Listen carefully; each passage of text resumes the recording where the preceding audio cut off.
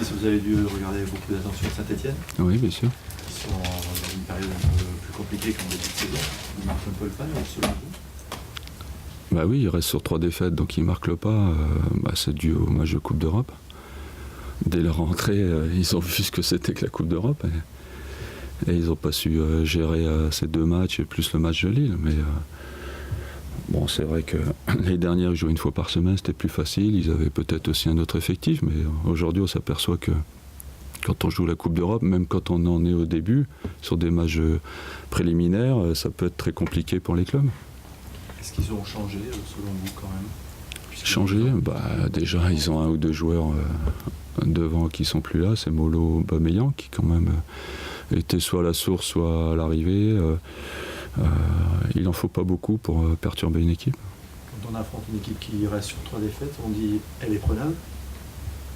Oui, de toute façon, c'est qu'il y a quelque chose qui ne marche pas en ce moment. Mais d'un autre côté, il y a une remise en question aussi qui fait que on va être attendu là-bas. Donc on peut, comme j'ai toujours dit, on peut dire tout et son contraire et puis on a raison. Donc voilà, il va falloir le jouer en sachant qu'ils ont quand même une fatigue physique, ça elle est certaine. Après, au niveau mental, bon, ils peuvent être repêchés encore. Je sais pas. Non, pas Saint-Etienne. Non. Pourquoi? Ça a été fait ce matin. Ah, ça a été fait ce matin. Un tirage au sort. Et qui c'est qui a été Nicosie. Bon. Donc voilà.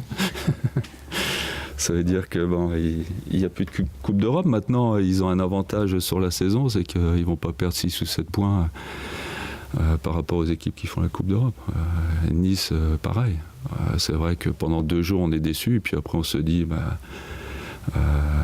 peut-être qu'on va rattraper ça en championnat en ayant plus de fraîcheur.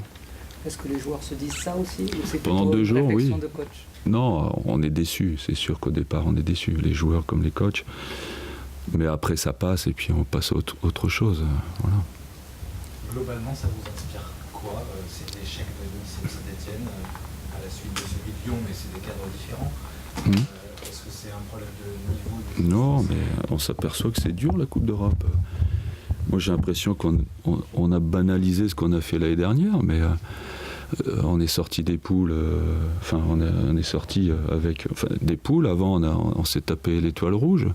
On s'aperçoit même quand on tape pas l'Étoile Rouge de Belgrade, où c'était compliqué. Il y a des équipes en Europe qui sont bonnes. Et le problème, c'est que vous banalisez les choses.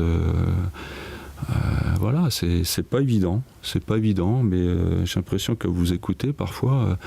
Les matchs sont joués d'avance. Parce que c'est des Danois, parce que c'est des Chypriotes. Non, ça se passe pas comme ça. Il faut les jouer les matchs, il faut les gagner, c'est pas évident. Est-ce que justement l'erreur de ces clubs-là n'a pas été de penser que ça serait facile? Non, je pense pas. Non. Quand on a vu le match Le rôle d'un entraîneur, ça m'étonnerait que Christophe Galtier ou Claude Puel ait minimisé les équipes adverses. Non. Moi, je la connaissais, cette équipe danoise. J'avais dit qu'ils auraient beaucoup de mal, Saint-Etienne. Je les ai vus jouer parce que je suivais un joueur. Moi, je me suis dit, parce que je l'ai vu jouer, cette équipe, que ça allait être compliqué. Voilà. Après, on formule des avis quand on ne voit pas jouer les autres. Mais quand on les voit, peut-être on change d'avis. Vous dites que c'est compliqué, ça veut dire que c'est le niveau des clubs français qui fait qu'on est plus au niveau justement, ou au contraire on est rejoint par ces clubs de ces pays-là? C'est des clubs qui ont été dans les 3-4 premiers dans ces pays-là. Donc...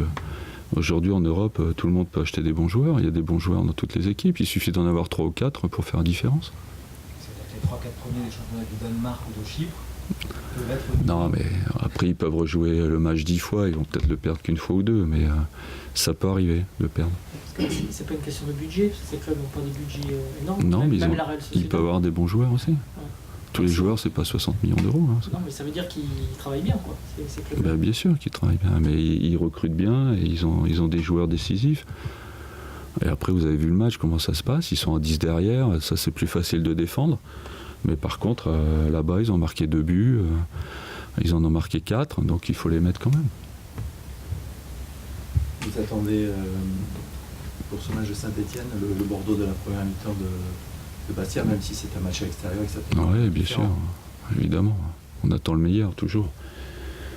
Après, en revoyant le match, c'est vrai qu'on a fait une très bonne première mi-temps parce qu'on a eu beaucoup d'occasions. La deuxième, sur ce que je vois, on a été moins pire que ce que je croyais. parce que...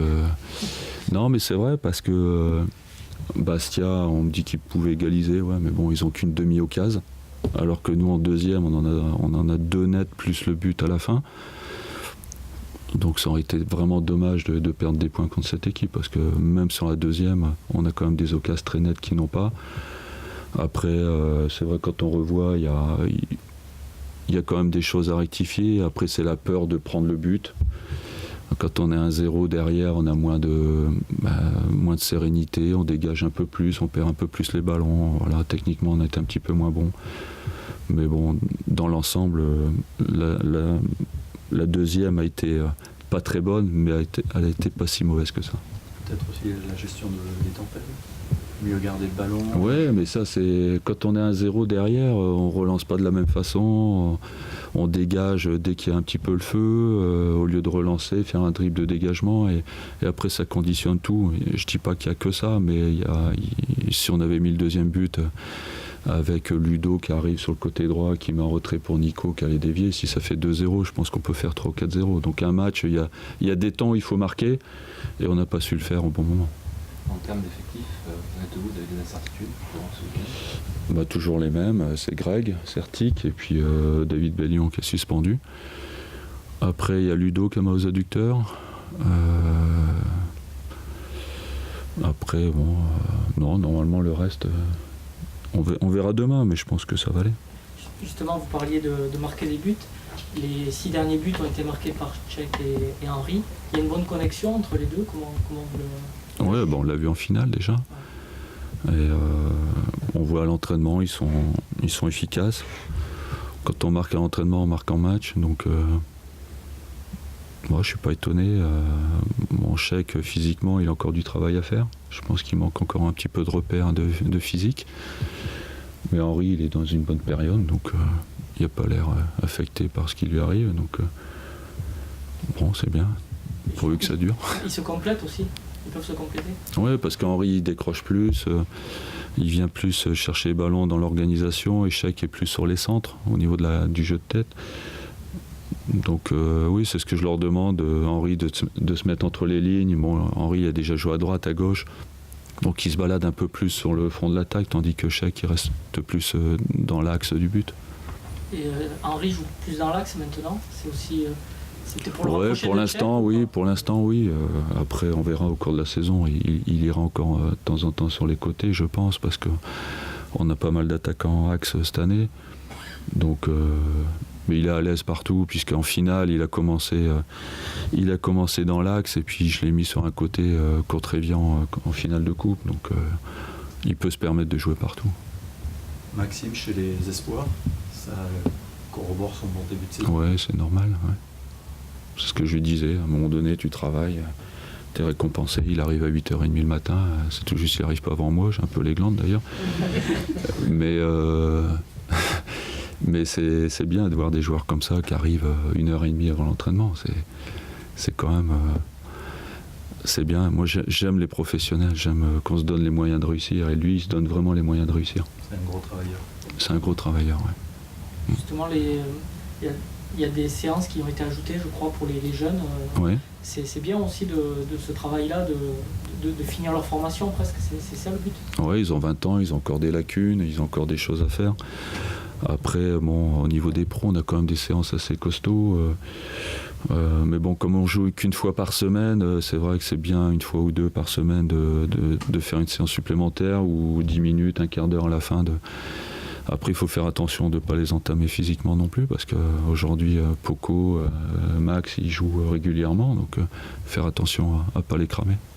Mardi, on a vu Max jouer milieu gauche avec Lucas derrière lui. Ouais, non, c'est parce que ça, je fais des essais, évidemment. Après, c'est suivant l'effectif que j'ai, je compose. Parfois, j'ai mis Nico côté droit parce qu'il manquait un mec côté droit. Il ne faut pas en tirer des conclusions, mais ça me permet quand même de voir des choses. Et encore qui est plus impliqué aussi cette semaine. Ouais, bon, on a parlé maintenant. Il sait je pense qu'il a beaucoup de chances de rester. Donc, il a toujours été sérieux à l'entraînement. Après, c'est vrai que l'implication, parfois, comme vous le disiez, c'était pas ça. Mais pour l'instant, ça se passe bien. Il y a encore des joueurs qui vont lancer pas ce week-end. Oui, bien sûr. Ouais. De jeu. Ouais. C'est la dernière possibilité. Ouais. Après on a la trêve et puis après on commence à... Oui, il y en a qui vont aller en CFA. Je vous dis, c'est pas pour les punir, mais c'est pour avoir du temps de jeu et puis qu'on soit tous sur la même égalité à partir de la série. Voilà.